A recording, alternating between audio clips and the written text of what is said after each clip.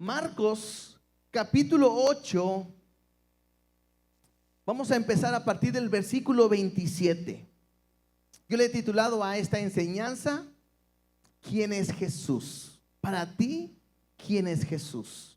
Y creo que hoy podemos meditar y hay mucho que pudiéramos hablar y veremos cosas a lo mejor muy sencillas, muy prácticas, pero creo que hay mucha profundidad para nosotros. Realmente, si queremos seguir a Jesús, tenemos que saber quién es Él y tenemos que estar dispuestos a hacer todo completamente por Él. Así que me gustaría orar y poner este tiempo en las manos de nuestro Dios. Dios, te doy gracias porque eres bueno, porque eres fiel. No hay nadie como tú. En esta hora queremos que tu palabra se manifieste en nuestras vidas. Queremos que tu presencia pueda estar en este lugar, Dios, transformando nuestros corazones. Permite que este mensaje quede grabado, injertado en nuestros corazones y que podamos ser transformados conforme a tu perfecta voluntad. Te lo pedimos, te lo rogamos en el nombre de Cristo Jesús. Amén y amén. ¿Qué hemos estado viendo? Marcos ha estado mostrando a un Jesús lleno de poder, lleno de amor, lleno de misericordia, y hemos estado viendo señal tras señal. Él ha estado sanando a personas enfermas, gente que no podía caminar, gente endemoniada ha quedado libre. Ha hecho grandes milagros alimentando a 5,000 primero, después a 4,000. Ha hecho cosas que nadie había hecho, tanto así que cuando los discípulos están en la barca y hay una tormenta y Él la calma, aún los discípulos llegan a decir: ¿quién es este? Que aún la naturaleza y todo el mar le obedece. Han estado insultando incluso a Jesús por su obra, tanto así que ha dicho algunos que Él echa fuera demonios. Y lo hace a través o por Belcebú, y lo han insultado. Jesús se ha enfrentado ante los fariseos, los escribas, y les ha dicho hipócritas. Y en todo momento Jesús ha estado mostrando su poder. A partir de ahora, de este capítulo 8, versículo 27, Jesús cambia. Porque ahora Jesús se va a empezar a enfocar completamente en sus discípulos. Y veremos durante esas semanas en 3 ocasiones que Jesús va a mencionar cuál es el propósito, la misión de Él, de estar en esta tierra, cuál es su misión. Y entonces les va a enseñar algo que para ellos no es nada fácil, y es que ahora tiene que morir. Recuerden que terminamos la semana pasada cómo Jesús sanó a un ciego. Y veíamos cómo este ciego fue en partes, porque primero Jesús pone sus manos y él empieza a ver poco a poco, porque dice que ve a las personas como bultos, como árboles simplemente. Y Jesús vuelve a poner sus manos y entonces él puede ver claramente. Y lo dijimos, muy probablemente esto hace referencia a los discípulos que están entrando a entender y saber quién es Jesús, empezando a ver que Él es un hombre de parte de Dios y que es Dios mismo, aunque no es tan fácil poder entender y poder recibirlo. Por eso es Marcos que nos hace ver cómo Jesús, una vez que pareciera que sus discípulos ya empiezan a entender, Jesús los lleva a un siguiente nivel. Y para eso vamos a leer a partir del versículo 27. Dice así: salieron Jesús y sus discípulos por las aldeas de Cesarea de Filipo, y en el camino preguntó a sus discípulos diciendo, está Jesús con sus discípulos, Él va caminando. Y Jesús quiere llevarlos a una nueva etapa de conocimiento. Han visto ya señales. Incluso se acuerdan que vimos hace unas semanas que pedían señal. Y que Jesús dijo: no va a haber otra señal, sino la muerte de Jesús y su resurrección. Y pone como ejemplo la señal de Jonás. Entonces ahora Jesús les pregunta a ellos: ¿quién dice los hombres que soy yo? No sé si fue la semana pasada o la antepasada, cuando Jesús sanó a un sordomudo en la región de Decápolis, que la gente decía, eso está en el versículo 37 del capítulo 7, dice: bien lo ha hecho todo. El testimonio que está teniendo Jesús, el reconocimiento de Jesús ante la gente en este momento es bueno, porque Él ha sanado, ha hecho cosas que nadie hacía, y tanto así que llegan a decir: todo Él lo hace bien. La gente por eso lo sigue. Lo hemos estado viendo, que de repente se quiere apartar y no es posible ni apartar. Emma no tenía tiempo ni para descansar ni para comer, porque la gente se agolpaba porque querían que Jesús le tocara, que Jesús le sanara, querían escuchar de su palabra, y empieza Él a tener toda una aceptación de la gente. Y entonces Jesús hace esta pregunta a sus discípulos y le dicen: ¿quién dicen los hombres que soy yo? Versículo 28. Ellos respondieron: unos, Juan el Bautista; otros, Elías; y otros, alguno de los profetas. Interesante, porque sería bien difícil y pensar que Jesús fuera Juan el Bautista, porque hace tiempo atrás Juan el Bautista estaba en el mismo lugar o en el mismo tiempo que estaba Jesús, tanto así que él lo bautizó. Pero la gente piensa en él, otros piensan que es Elías. Algunos consideran, porque tanto Elías como Juan el Bautista eran hombres que fueron como revolucionarios, que se levantaron contra un gobierno, contra un grupo de personas, para poder mostrar el reino de Dios con autoridad y poder.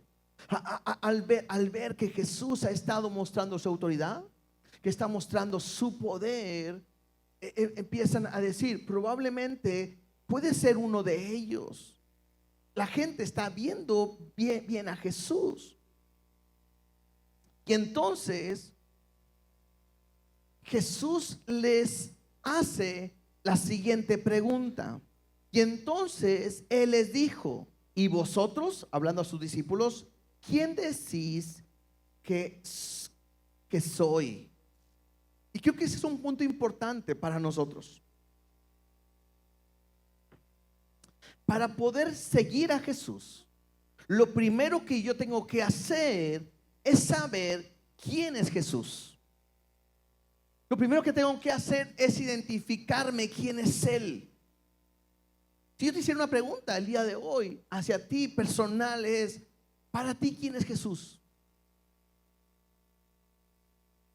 Parece una pregunta muy lógica, pero hay mucha gente que no cree que Jesús es Dios. Hay gente que todavía el día de hoy dicen que es un profeta nada más, un buen hombre, un hombre que trajo un estilo de vida y que puede mostrar una moralidad y que fue un buen líder y un revolucionario. Hay gente que lo ve de esa manera. Hay gente que no cree que realmente que Jesús es Dios. Y entonces no hay manera de ser un seguidor de Cristo. No hay manera de ser alguien que quiere vivir para Jesús mientras no identifiques quién es Él. Porque esta gente, aunque tenía una buena imagen de Jesús, estaban completamente equivocados de quién era Él. Tanto así que dicen: no, pues Juan el Bautista. No, tanto así que dicen: no, creo que es Elías o cualquier profeta.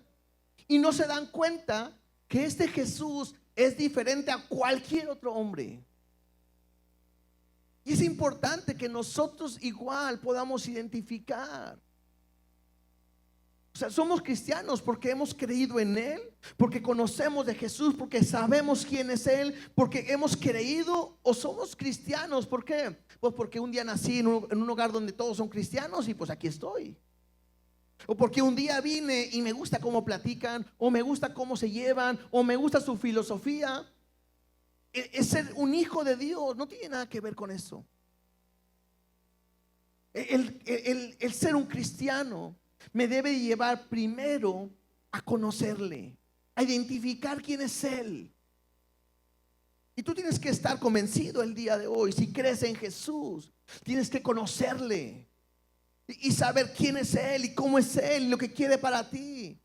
No hay manera de seguirle si primero no le reconocemos. Cuando Jesús le pregunta a sus discípulos, Pedro fue el que responde. Y dice ahí en el versículo 29, y respondiendo Pedro le dijo: tú eres el Cristo. Interesante, porque Marcos no toma un elogio que hay en los otros evangelios.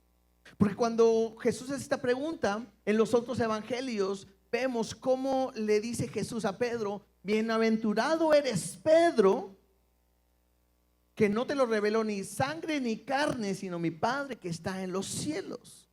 Bueno, en esta porción no hay ese elogio. Ahora, para nosotros, quiero que entendamos a lo mejor un poquito.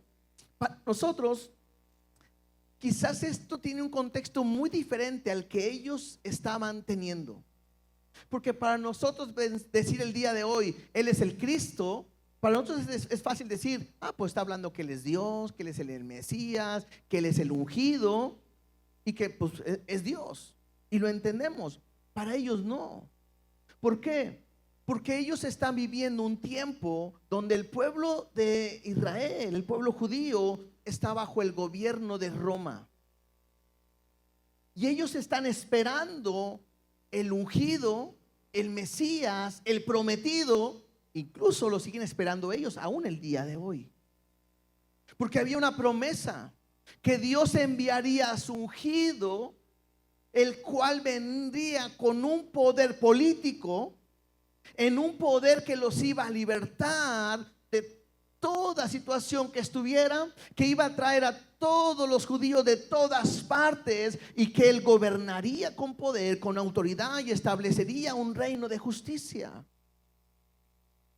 Entonces, para nosotros es Dios el día de hoy. Para ellos están viendo a alguien que es diferente.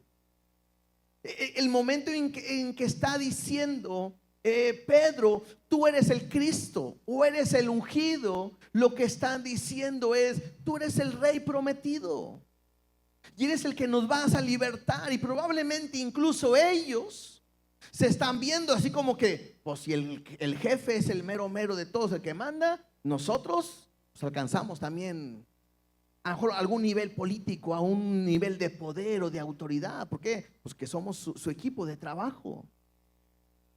Entonces, ellos están viendo eso. Vemos a alguien que sana. Vemos a alguien que detiene la cuestión de la naturaleza, detiene la tormenta y todo, camina por el mar. Vemos a alguien que no solamente eso, sino también da de comer cuando tenemos hambre, cuando hay una necesidad de alimento. Él provee y Él lo va a dar todo. Claro que tú eres el Rey. Y entonces tienen una idea de ganar, una idea de conquistar. Tienen la idea de un rey que viene a ser políticamente fuerte, gobernador, libertador, ayuda y todo. Entonces para ellos tienen este concepto. Cuando ellos dicen: tú eres el Cristo, claro, eres aquel que está listo para gobernar y todo. Tanto así que en el versículo 30, mira lo que dice: pero Él les mandó que no dijesen esto de Él a ninguno.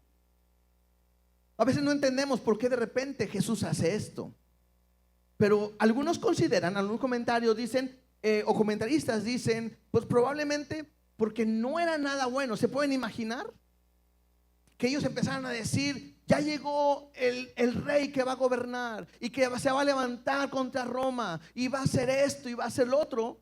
No sería algo bueno en aquel tiempo. Entonces por eso Jesús dice: no lo digan.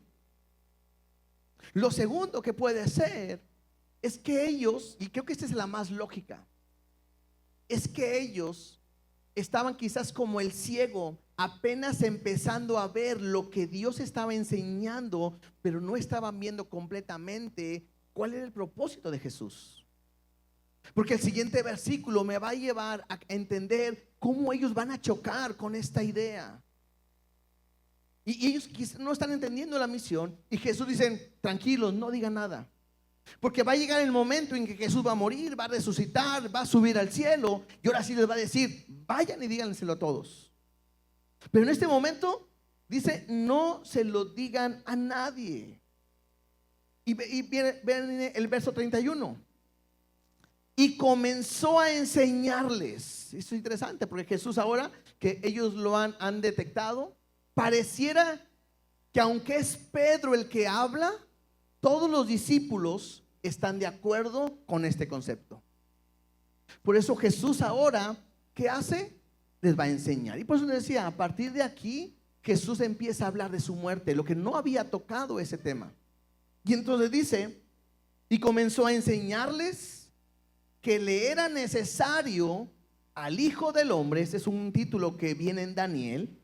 Dice que era necesario al Hijo del Hombre padecer mucho y ser desechado por los ancianos, son los líderes políticos, por los principales sacerdotes, dice, y por los escribas, y ser muerto y resucitar después de 3 días. Esto era lo que Jesús empezó a comentar, a enseñar y a decir.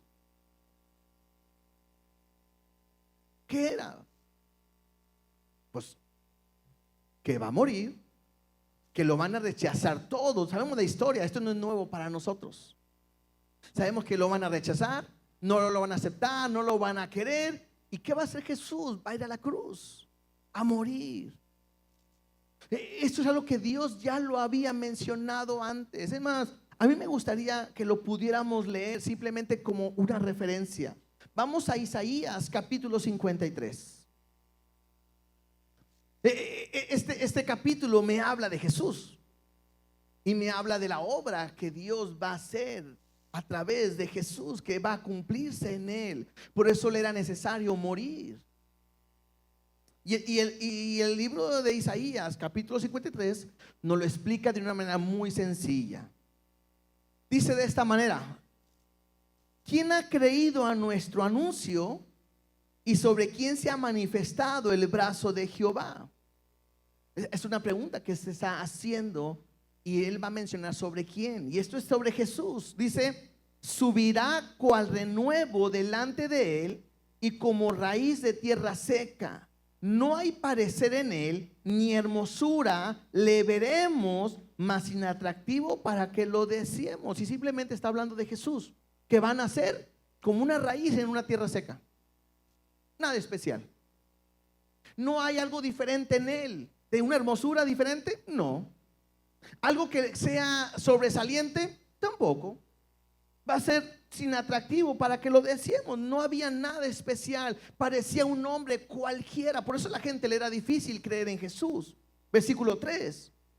¿Cómo va a ser él? Dice: despreciado y desechado entre los hombres, varón de dolores, experimentado en quebranto.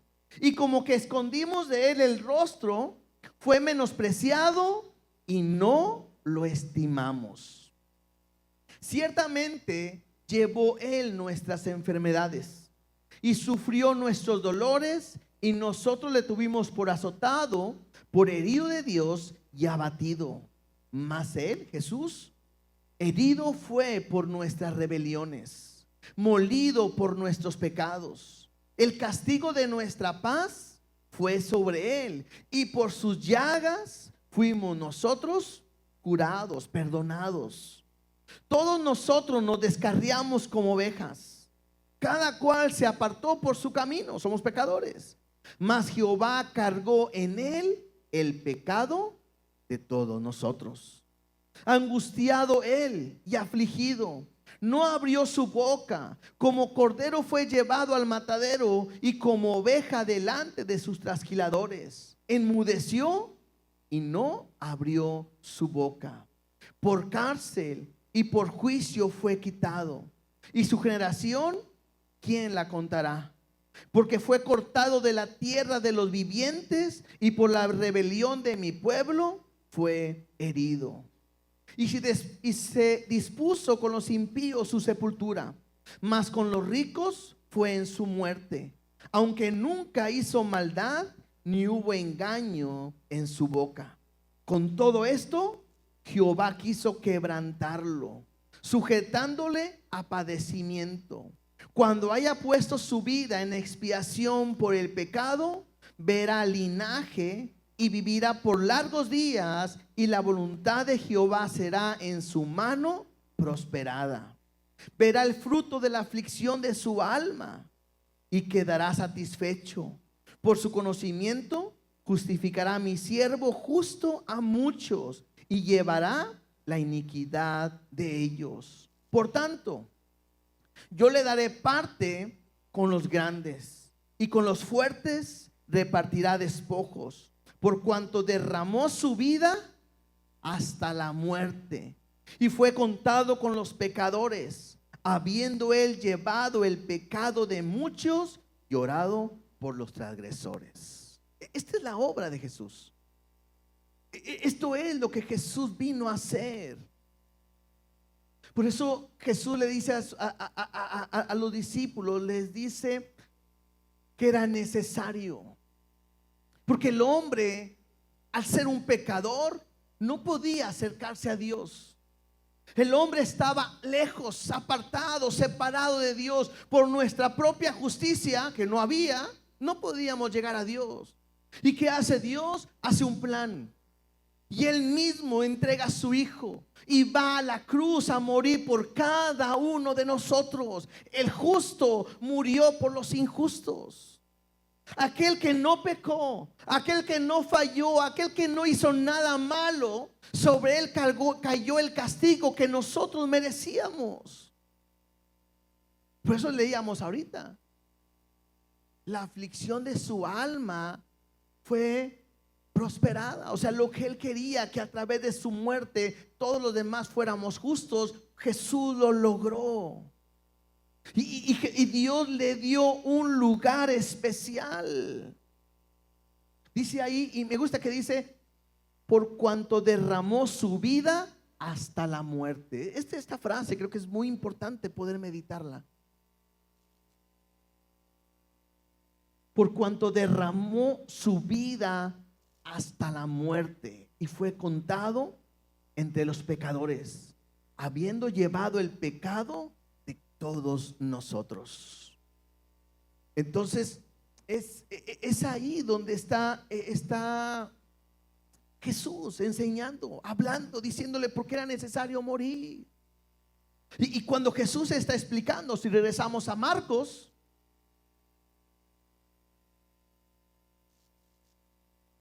voy a leer otra vez el verso 31. Dice, y comenzó a enseñarles que era necesario al Hijo del Hombre padecer mucho y ser desechado por los ancianos, por los principales sacerdotes y por los escribas, y ser muerto y resucitar después del tercer día. Esto es interesante en el versículo 32. Esto les decía, ¿qué dice? Claramente, ¿se acuerdan que hace unas semanas vimos que Jesús enseñaba a través de parábolas?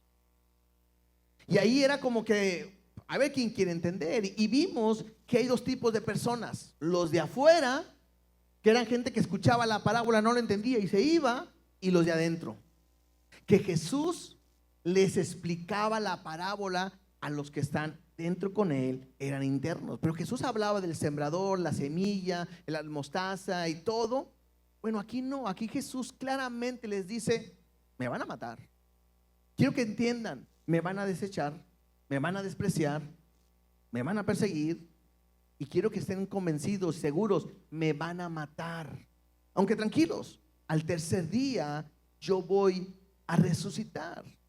Y entonces, dice, Pedro le tomó aparte y comenzó a reconvenirle. Pareciera que Jesús está enseñando y está hablando de su muerte y está hablando de lo que va a padecer, y están los discípulos y todos se ven unos a otros, y pareciera que Pedro le dice al Señor: Señor, un momento por favor, y se lo lleva aparte. Y Pedro se pone frente a Jesús y le empieza a reprender o lo empieza a regañar, empieza a decirle que no haga tal cosa. Y es interesante, porque otra vez, en nuestro contexto lo entendemos, pero en el contexto de ellos no tiene razón lo que está diciendo Jesús. Les acaba de decir: soy el ungido, soy el que va a venir a libertarlos, soy el gobernador. O ellos lo creían así: pues viene a gobernar, viene a libertarnos, viene a defendernos, viene a sacarnos. ¿Se acuerdan que incluso cuando Juan el Bautista estaba en la cárcel, mandó a sus discípulos decir: vayan y pregúntele si es el que esperamos o viene otro? Y Jesús le dice: pues vayan y díganle que los sordos oyen, los ciegos ven, los mudos hablan, los cojos van, los leprosos son sanados. Vayan y díganle, porque es lo que Dios había prometido. Y entonces, después de que ellos están esperando que ahora sí llegó el que nos va a libertar de Roma, el que nos va a levantar como nación, después de escuchar inmediatamente dice: pero quiero decirles que me van a matar. En sus mentes no está claro el mensaje. No tiene congruencia. O sea, ¿cómo? A ver, espérame, me acabas de decir que nos vas a... Ahora, ellos estaban esperando el Mesías y ellos sabían que venía de David y decía: y su reino era para siempre, y su reino no tendrá fin. Y al estar escuchando que ese Mesías que él era va a morir, no tiene sentido lo que ellos están diciendo. Por eso Pedro dice: Señor, que eso no te acontezca, que eso no te pase. Y me llama la atención porque verso 33 dice: pero él, volviéndose y mirando a los discípulos, reprendió a Pedro. Y por eso les decía, muy probablemente Pedro es la voz de los discípulos, pero todos pensaban igual. Entonces se pone Pedro delante de Jesús y le dice: no, Señor, que eso no lo haga, no te pase eso, no lo vamos a permitir. Y Jesús voltea y ve a los discípulos y ve a Pedro, y está ya enfrente de todos. Y ahí es donde reprendió a Pedro. Y mira lo que le dice: quítate delante de mí, Satanás, porque no pones la mira en las cosas de Dios, sino en la de los hombres. Esto no quiere decir que Satanás poseyó a eso a Pedro y que se endemonió a Pedro y por eso dijo eso. No quiere decir eso, sino que lo que está haciendo Jesús simplemente es diciéndole: estás siendo una piedra de tropiezo, estás estorbando porque no están entendiendo el propósito por el cual yo he venido. Y es que es increíble porque hace poquito, aunque aquí no viene, Jesús lo acaba de elogiar: bienaventurado eres Pedro, porque no te lo reveló ni sangre ni carne, sino mi Padre que está en los cielos. Y luego cambia y dice: aparte de mí, Satanás, porque no pones tu mirada en las cosas de Dios, sino en los hombres. Y aquí yo quiero hacer una aplicación.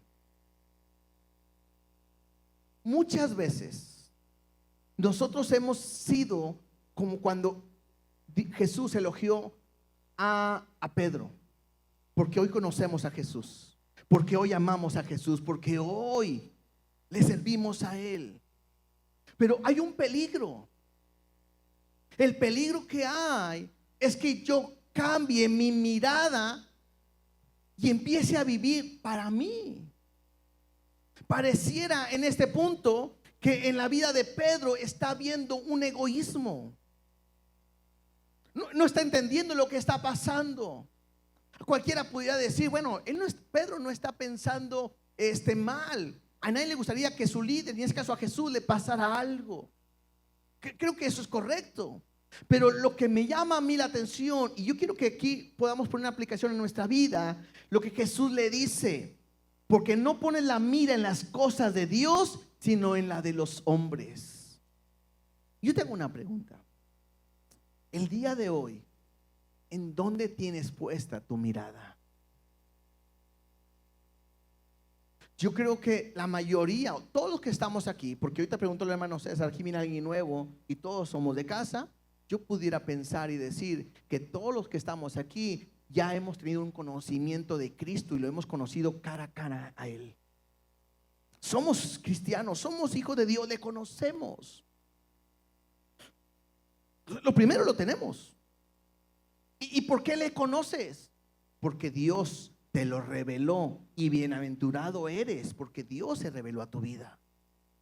Pero la pregunta el día de hoy sería, pero el día de hoy, ¿dónde tienes tu mirada? ¿En qué estás enfocado? ¿En qué estás pensando? ¿Estás pensando en ti?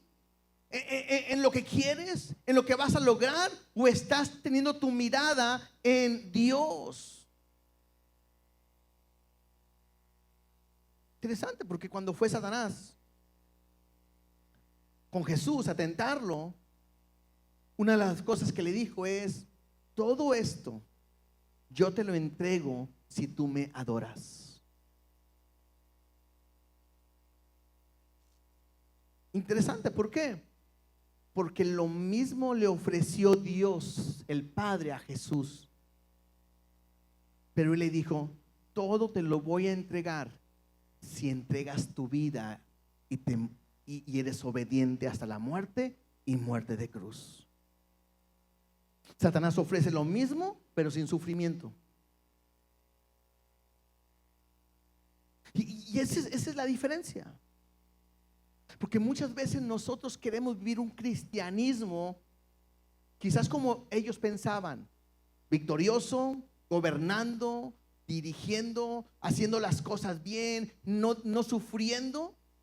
Cuando el evangelio o la misión que Jesús está hablando de su reino, primeramente es sufriendo. ¿A quién le gusta sufrir? A nadie. Pero Jesús nos enseña que vamos a sufrir por Él. Y por eso la pregunta es: ¿en dónde está puesta tu mirada? A lo mejor amas tanto este mundo que tú quieres tener dinero, quieres lograr y quieres viajar y quieres tener. Todo eso no es malo. Pero la pregunta es: ¿dónde tienes tu mirada? ¿En eso o en el propósito de Dios para tu vida? Y entonces mira lo que Jesús hace. Después de escuchar esto, Jesús llama a la gente y a sus discípulos. Pareciera que estaban aparte. Y entonces le dice: a ver, vengan todos, por favor, les voy a enseñar algo. Versículo 34.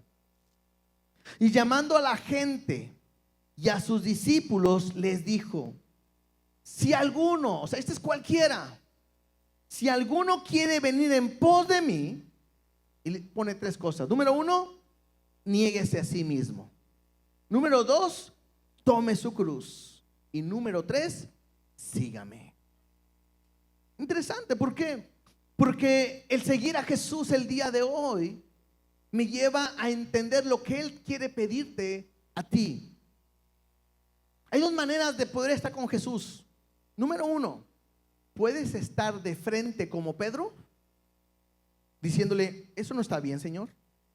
Así las cosas no se hacen.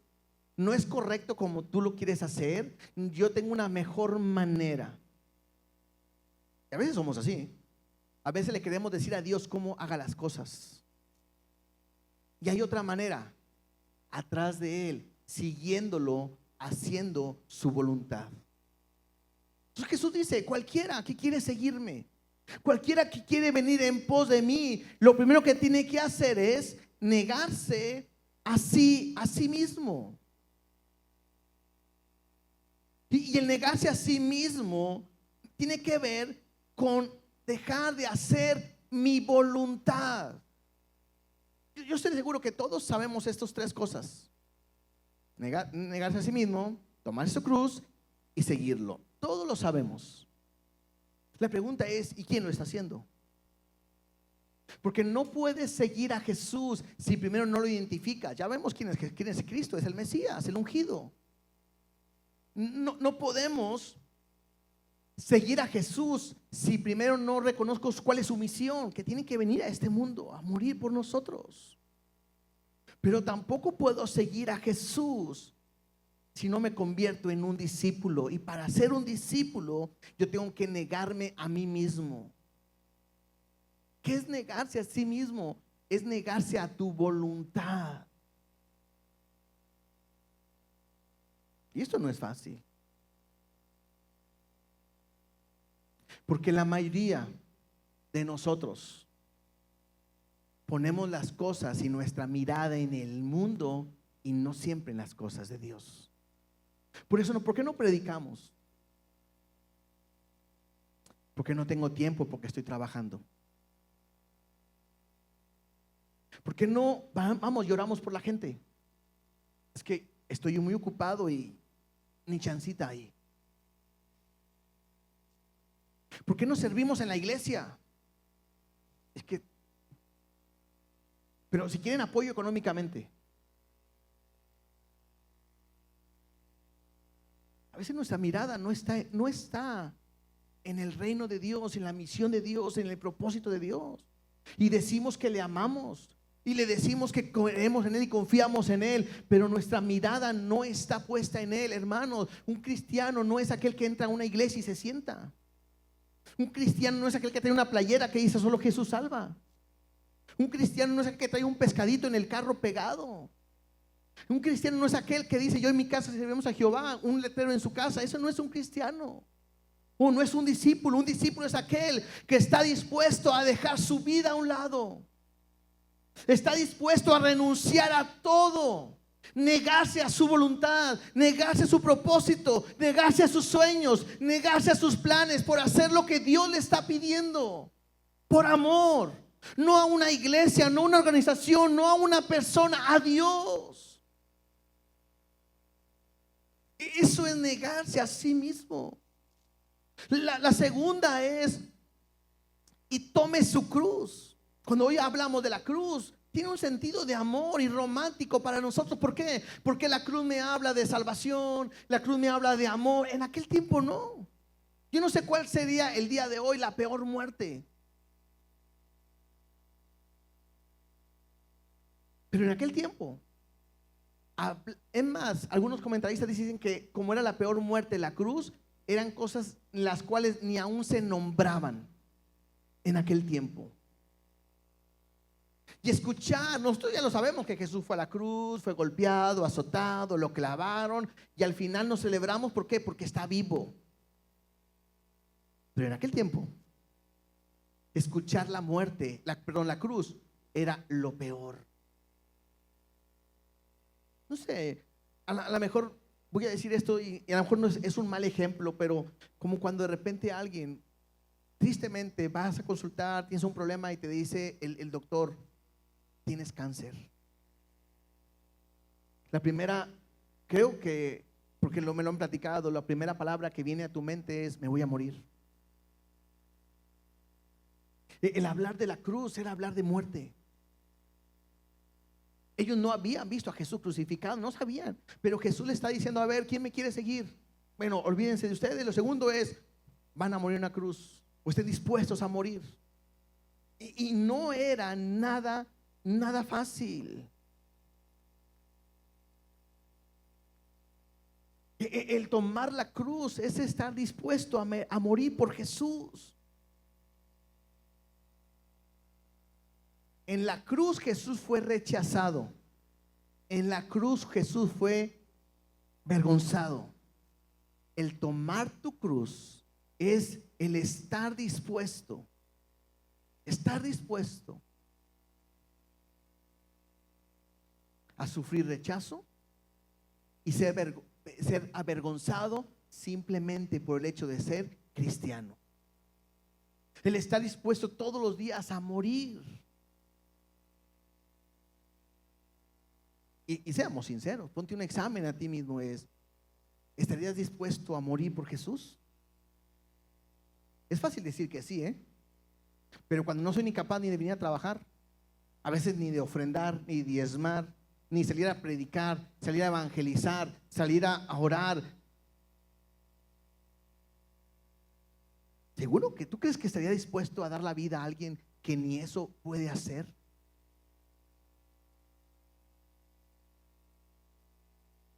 la tercera es, y seguirme, y sígame.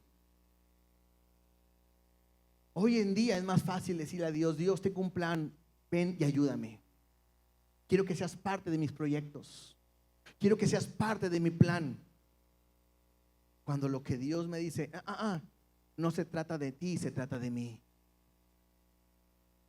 Donde tienes que dejar todos tus planes, todos tus proyectos, dispuesto a morir a tu voluntad, con un solo propósito: de seguirle a aquel que me amó y se entregó a sí mismo por mí.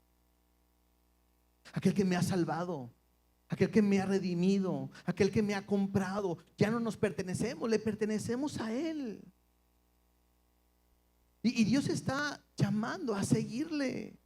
Y entonces Jesús les dice, mira, verso 35. Le dice: porque todo aquel que quiere salvar su vida, la perderá. Y el que quiere, y todo el que pierde su vida por causa de mí, ¿y qué más? Y del evangelio, la salvará. No puedes, lo vi en un comentario y me gustó mucho. No puedes resucitar si primero no mueres. Y la mayoría de nosotros queremos resucitar sin morir. No podía Jesús resucitar si no pasaba primero por la cruz. No sé, hermano, la idea no es regañarte, la idea no es llamarte. No, estoy haciendo que tú medites. ¿Estás tratando de perder tu vida por Dios y viviendo para Dios? Tendrás vida eterna. Pero si tú estás tratando de vivir tu vida para ti y pensando en tu voluntad y en tu propósito, cuidado, porque la puedes perder. Que no es por obras, no es por obras, pero por sus frutos los conoceréis. Es un reflejo. ¿Cómo sé que un árbol es de limones? Pues cuando da limones, ¿no? ¿Cómo sé que eres un cristiano? Cuando tus frutos muestran que realmente eres. ¿Estás viviendo, estás luchando por tu vida? ¿Estás queriéndola rescatar? La puedes perder. Verso 36 dice: porque ¿qué aprovechará al hombre si ganare todo el mundo y perdiere su alma? ¿O qué recompensa dará el hombre por su alma? O sea, en otra versión, por aquí lo tenía.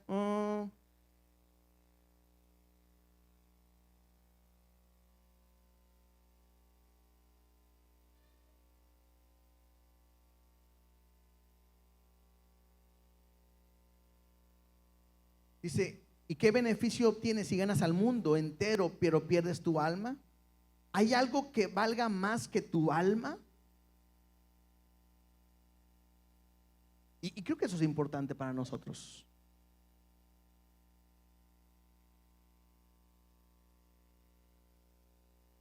Porque la mayoría de nosotros muchas veces hemos aprendido, nos hemos acostumbrado a dejar a Dios a un lado. Sí, soy cristiano, pero vivo mi vida. Sí, yo conozco de Cristo, pero bueno, ahorita traigo mis planes. Sí, pero ahorita yo primero quiero hacer esto. Y pocos están dispuestos hoy, no mañana, hoy, a decir: estoy dispuesto a dejar cualquier cosa por ti, Dios. Cualquier relación, cualquier situación, cualquier trabajo, cualquier proyecto, cualquier empleo por ti. ¿Por qué? Porque eres lo más importante para mi vida. Por eso dice ahí, Jesús le dice a sus discípulos, a todos: ¿qué aprovecha al hombre ganar a todo el mundo si al final pierde su alma? ¿De qué te sirve tener una empresa, casa, negocio, carro, disfrutar, viajar, si al final lo pierdes todo? ¿De qué sirve? Ahora yo puedo decirte, el seguir a Jesús no impide que tengas todo eso. Pero lo importante es no hacer mi voluntad, sino hacer la voluntad de Él. Y luego dice el verso 38, para terminar: Porque el que se avergonzare de mí y de mis palabras en esa generación adúltera y pecadora, el Hijo del Hombre se avergonzará también de él cuando venga en la gloria de su Padre con los santos ángeles. En otras palabras, Jesús le dice, tenemos que estar dispuestos a morir, a ir a la cruz.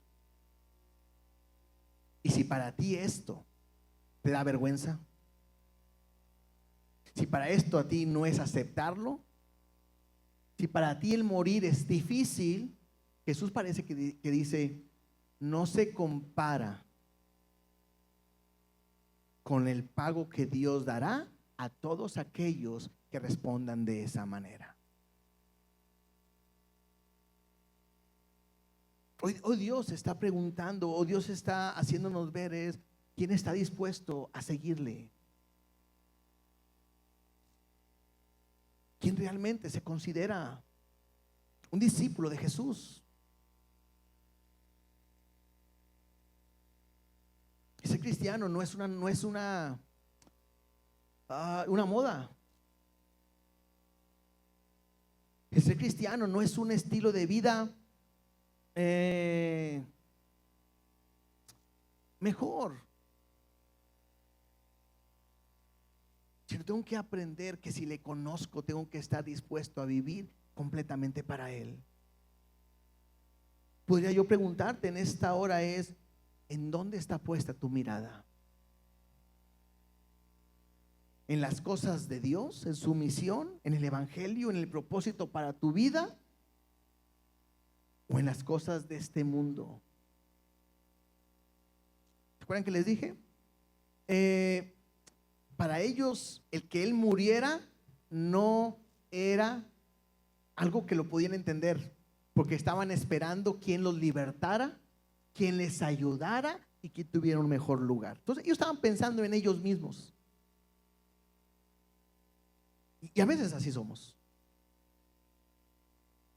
Puedo estar pensando en mí, en mis proyectos, en mis sueños, en mis planes, en mis deseos, en mi voluntad, y no estoy viendo lo que Dios tiene para mi vida. Hoy hay una invitación, porque hoy tienes que conocer su propósito, su misión, y si lo conoces, puedes seguirlo, pero tienes que negarte a ti mismo. Tienes que morir a ti mismo. No hay otra manera. Jesús nos puso el camino. ¿Cuál es el camino? Ir a morir para poder resucitar y para poder tener una vida eterna. ¿Cuál es el camino? Ir a morir a ti para que puedas resucitar en Cristo y tener una vida eterna. Eso es. Pero es difícil morir. ¿Usted cree que a Jesús no se le dificultó el morir? Claro. Antes de que lo tomaran preso, estaba orando. ¿Y cuál es su oración? Padre, si está de ti que pase esta copa, este juicio, hazlo. Pero que no se haga mi voluntad, sino la tuya. Y Jesús fue tomado, fue llevado a la cruz, no abrió su boca, y todo fue para mostrarnos que nos amaba. Hoy no tengo que morir físicamente, sino tendríamos que decir, hermanos, ¿cuántos quieren morir? Pásenle, porque aquí tenemos unos clavitos que vamos a usar. Y no, pero es aquí donde el día de hoy tú puedas decir, yo quiero vivir para ti, yo quiero agradarte a ti, y estoy dispuesto a dejar todo, como decía Pablo, ponerlo como basura con tal de que gane a Cristo. Pablo llegó a decir, para mí el vivir es Cristo y el morir es ganancia. La iglesia primitiva, ¿saben qué es lo que pasaba cuando los metían a la cárcel? Cuando los azotaban, cuando los golpeaban, cuando les decían, ya no prediquen el evangelio. Ellos se sentían más felices, Porque cuanto más los golpeaban, los azotaban y los lastimaban, ellos decían, nos estamos pareciendo más a Cristo. Pero hoy la iglesia de este tiempo no quiere sufrir. Les gusta ir a iglesias donde les enseñen, tú eres el campeón, tú vas a ser victorioso, tú no vas a estar enfermo, tú no vas a tener nada, tú vas a conquistar, tú vas a poseer, tú vas a tomar, tú vas a vencer. Cuando el mensaje de Cristo es todo lo contrario. No hay resurrección si primero no hay muerte. Y tenemos que estar dispuestos a ir a morir.